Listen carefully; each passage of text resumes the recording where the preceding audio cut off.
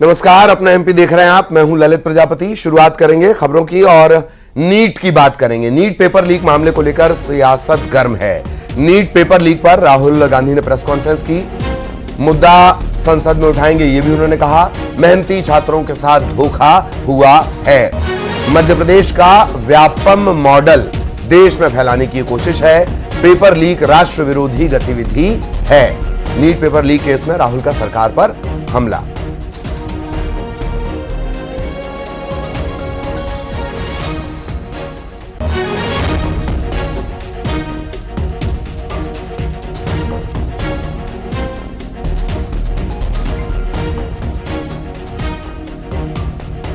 जो हिंदुस्तान में paper leak हो रहे हैं उसको नरेंद्र मोदी रोक नहीं पा रहे हैं या रोकना नहीं चाहते हैं। नुकसान स्टूडेंट्स का होता है। जो हिंदुस्तान के स्टूडेंट्स हैं, मैं जानता हूं कि आप इन एग्जाम्स के लिए महीनों सालों काम करते हो। ये आपका फ्यूचर है और आपके फ्यूचर से खिलवाड़ किया जा रहा है। मध्य प्रदेश में व्यापम हुआ और अब उस व्यापम को नरेंद्र मोदी जी और उनकी सरकार पूरे देश में फैलाने का काम कर रही है। जो हिंदुस्तान में पेपर लीक हो रहे हैं,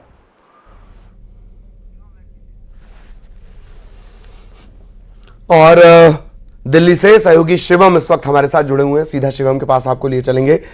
शिवम, बड़ा हमला और यह भी पूछा गया कि क्या सदन में उठाया जाएगा इस मसले को, तो उस पर भी उन्होंने कहा। हालांकि नीट को लेकर लगातार कांग्रेस हमलावर है। इससे पहले भी कन्हैया कुमार ने भी इसी मसले को लेकर प्रेस कॉन्फ्रेंस भी की थी। शिवम, देखिए, निश्चित तौर पर कांग्रेस पार्टी नीट के मुद्दे को लेकर हमलावर है। न सिर्फ कन्हैया कुमार ने, बल्कि इससे पहले कांग्रेस पार्टी के तमाम बड़े नेता न सिर्फ प्रेस कॉन्फ्रेंस कर चुके हैं, बल्कि इस मुद्दे को लेकर लगातार सक्रिय हैं। कल यानी 21 जून को पूरे देश में कांग्रेस पार्टी प्रोटेस्ट करने वाली है। उससे पहले आज राहुल गांधी ने प्रेस वार्ता के जरिए न सिर्फ सरकार पर हमला बोला, बल्कि प्रधानमंत्री मोदी से को साफ तौर पर इसके लिए जिम्मेदार ठहराया। उन्होंने कहा कि जिस तरीके से स्पीकर के चुनाव होने वाले हैं, ऐसे में प्रधानमंत्री उसमें व्यस्त हैं, उनका ध्यान नीट की तरफ नहीं है। परीक्षा पर चर्चा का प्रोग्राम प्रधानमंत्री हर साल करते हैं, लेकिन जब परीक्षाएं लीक हो रही है तो उसको लेकर सरकारें एक्टिव नहीं है। खास बात यह है कि भारत जोड़ो यात्रा के दौरान उन्होंने कहा कि न सिर्फ यूपी, एमपी, बल्कि गुजरात, जो 3 स्टेट्स हैं जहां पर भारतीय जनता पार्टी की सरकार है, वहां पर सबसे ज्यादा शिकायतें सामने आई है। इस वक्त में दिल्ली में 10 जनपद पर मौजूद हूं। अगर आप मेरे पीछे देखें तो मीडिया का जमावड़ा है, क्योंकि 4 बजे यहां पर नीट के तमाम वो एस्पायरेंट, ये देखो एंट्री हो रही है उनकी, जो बच्चे राहुल गांधी से मिलने जा रहे हैं। नीट में तमाम जो बच्चे हैं उनसे मुलाकात, जो प्रतियोगी हैं छात्र, उनसे मुलाकात राहुल गांधी आज करने वाले हैं। और ये देखिए, ये वही छात्र हैं जिन्होंने नीट का इस बार का पेपर दिया था, लेकिन क्योंकि पेपर नीट को लेकर तमाम आरोप लग रहे हैं। सबसे बड़ी बात है, राहुल गांधी ने कहा कि जब कुछ लोग स्वयं एक्सेप्ट कर रहे हैं कि पेपर लीक हुआ है, लेकिन केंद्र सरकार इस बात को मानने को तैयार नहीं है। राहुल गांधी न सिर्फ इस मुद्दे को लेकर हमलावर है, बल्कि उन्होंने ये भी कहा कि संसद में आने वाले समय में वो उसको उठाएंगे। शिवम, ये तस्वीरें आप लगातार दिखाते रहे। हम दरअसल एक पॉलिटिकल रिएक्शन भी ले रहे हैं और शिवम ये तस्वीरें दिखा रहे हैं। राहुल गांधी से मिलने के लिए जिन बच्चों ने नीट दी है वो पहुंचे हुए हैं। राहुल गांधी इनसे मुलाकात करेंगे। एक रिएक्शन ले लेते हैं। अवनीश बुंदेला साहब कांग्रेस से इस वक्त हमारे साथ जुड़े हुए हैं। अवनीश बुंदेला साहब, राहुल गांधी का बयान, मध्य प्रदेश का व्यापम मॉडल पूरे देश में फैला रही सरकार। जी,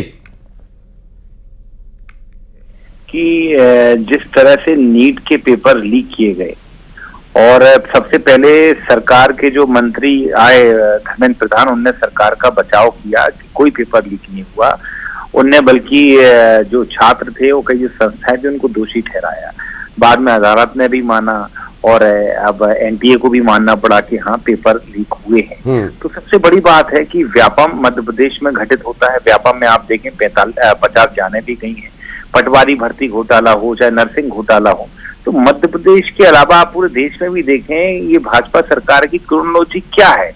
ये क्या शिक्षण संस्थाओं को ऐसे बर्बाद करना चाहते हैं? कोई नया इंस्टीट्यूशन तो आपने तैयार किया नहीं, रोजगार आप दे नहीं पा रहे हो। और जो छात्र जो 17-17 घंटे पढ़ाई करके जो मेहनत करते हैं और इस तरह की स्थितियां होती हैं। इसके अलावा एक बात और बताऊं, अभी नेट भी एक एग्जाम हुआ था, परसों एग्जाम हुआ, 24 घंटे के बाद आपने एग्जाम कैंसिल कर दिया।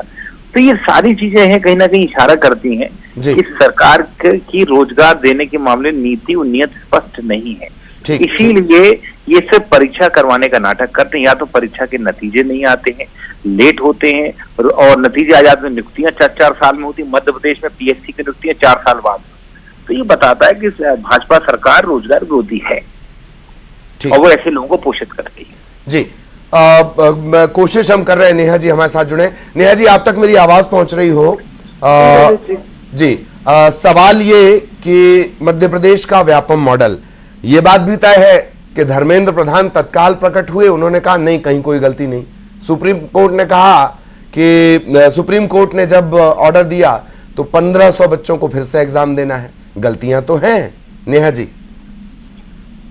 ललित जी देखिए, धर्मेंद्र प्रधान जी ने 2 चीजें कही थी कि एक, ये पेपर लीक का मामला नहीं है, जिसको कांग्रेस बहुत चीख के बार बार झूठ को प्रचारित करने का काम कर रही है, और अभी भी अवनीश जी ने उस बात को कहा। मुझे लगता है कि सुप्रीम कोर्ट से बाहर जाके ये कांग्रेस पार्टी इतना बड़ी संस्था नहीं हो गई है कि इस प्रकार से जो नौजवान है, जो युवा है, उनको गुमराह करने का काम करे। देखिए, जो गड़बड़ियां हुई हैं, जहां पर ये पेपर कहीं पर वितरित किया, नहीं, निश्चित तौर पर गिरफ्तारियां हुई हैं, जो गड़बड़ियां हुई, विरोधाभास है ना। खुद सरकार, आप कह रहे हैं कहीं कोई गलती नहीं, आप कह रहे हैं सब कुछ नीट एंड क्लीन है, गिरफ्तारियां हो रही हैं। ये कह रही हूँ कि पेपर लीक और घोटाला कहना एक अलग चीज है। गड़बड़ियां जहाँ हुई हैं, जहाँ गिरफ्तारियां हुई हैं, सरकार काम कर रही है अपना। पर जिस तरीके से कांग्रेस चीख कर झूठ फैलाने का काम करती है, देखिए, इस प्रकार की कई अव्यवस्थाएं अनेकों राज्यों में जो कांग्रेस की सरकारें वहां भी हुई हैं।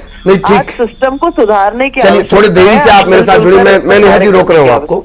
जो मैं जवाब चाह रहा था, सीधा जवाब, वो मिल नहीं पा रहा है। बहुत शुक्रिया नेहा जी हमारे साथ जुड़ने के लिए। बुंदेला साहब आपका भी। शिवम लगातार हमारे साथ बने रहे, और शिवम के जरिए हमने वो तस्वीरें भी दिखाई हैं कि राहुल गांधी से मिलने के लिए जो एस्पिरेंट्स हैं वो पहुंच रहे हैं। कांग्रेस से लेकर लड़ाई लड़ेगी, ऐसा कांग्रेस का कहना है। इधर रीवा में नीट परीक्षा में गड़बड़ी पर जोरदार हंगामा हुआ। एनएसयूआई के छात्रों पर पुलिस ने लाठियां भांजी हैं। डिप्टी सीएम के घर का घेराव करने की कोशिश ये सभी कर रहे थे। पुलिस के लाठीचार्ज में कई छात्र घायल हुए हैं। 100 से ज्यादा छात्रों को पुलिस ने गिरफ्तार किया है।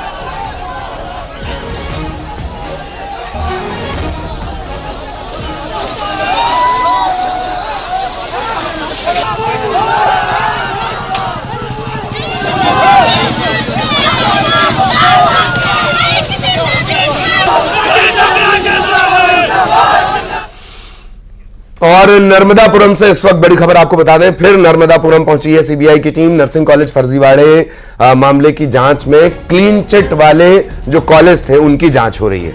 ये कितना अद्भुत है। पहले सीबीआई ने जांच की, फिर पता चला कि जो जांच कर रहे थे वो खुद ही करप्ट हैं, फिर उन्होंने जिनको क्लीन चिट, उनकी जांच हो रही है। और जब भी सरकार से पूछा जाएगा पता चलेगा कहीं कोई गलती नहीं थी। हाईकोर्ट के निर्देश पर यह सीबीआई जांच हो रही है। बीआरडी नर्सिंग कॉलेज में दस्तावेज खंगाले जा रहे हैं। सीबीआई की टीम के साथ मजिस्ट्रेट और प्रशासनिक अधिकारी मौजूद हैं। इटारसी में अस्पताल की भी जांच की जा रही है। सीबीआई की जो टीम है वो बीआरडी कॉलेज से जानकारी जुटा रही है।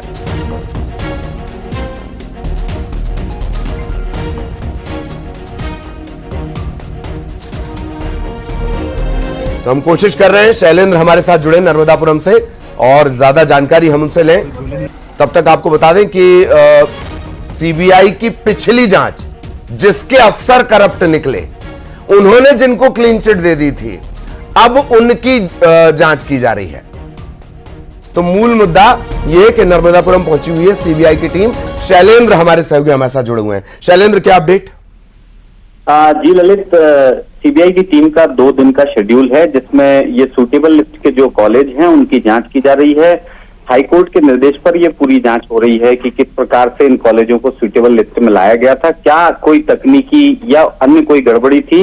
हाईकोर्ट ये चाहता है कि सीबीआई जब इस पूरे मामले में शक के घेरे में आई थी तो उसके बाद कोई गुंजाइश बची न रह जाए। आज नर्मदापुरम बीआरडी कॉलेज पहुंची थी टीम और सुबह से ही जांच चल रही है। शाम तक जांच चलने की उम्मीद है। दस्तावेज खंगाले जा रहे हैं। मजिस्ट्रेट की मौजूदगी में वीडियोग्राफी सहित जांच हो रही है। और इटारसी के भी जो कॉलेज और इससे जुड़े संस्थान हैं उनकी भी जांच की जाएगी इस दौरान।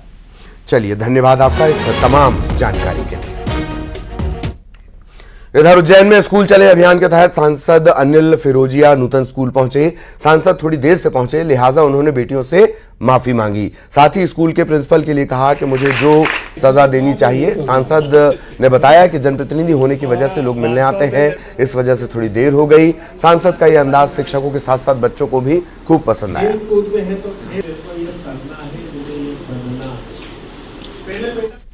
लेट हो गया है ना, और वास्तव में मेरे को आना था टाइम पे, तो प्रिंसिपल जी को तो मेरे को हाथ खड़े करके खड़ा कर देना चाहिए।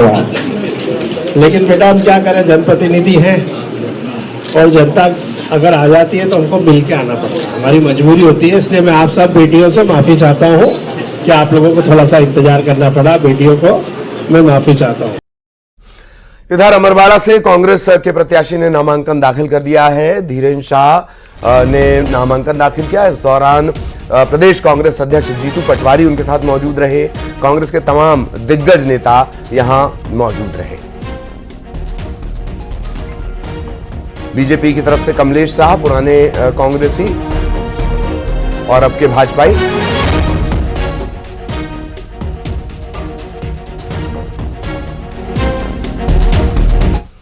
और अमरवाड़ा से धीरेन शाह ने पर्चा दाखिल कर दिया। इस दौरान जीतू पटवारी खुद मौजूद रहे। जीतू पटवारी ने न्यूज 18 से बातचीत भी की और अपनी जीत का दावा भी किया।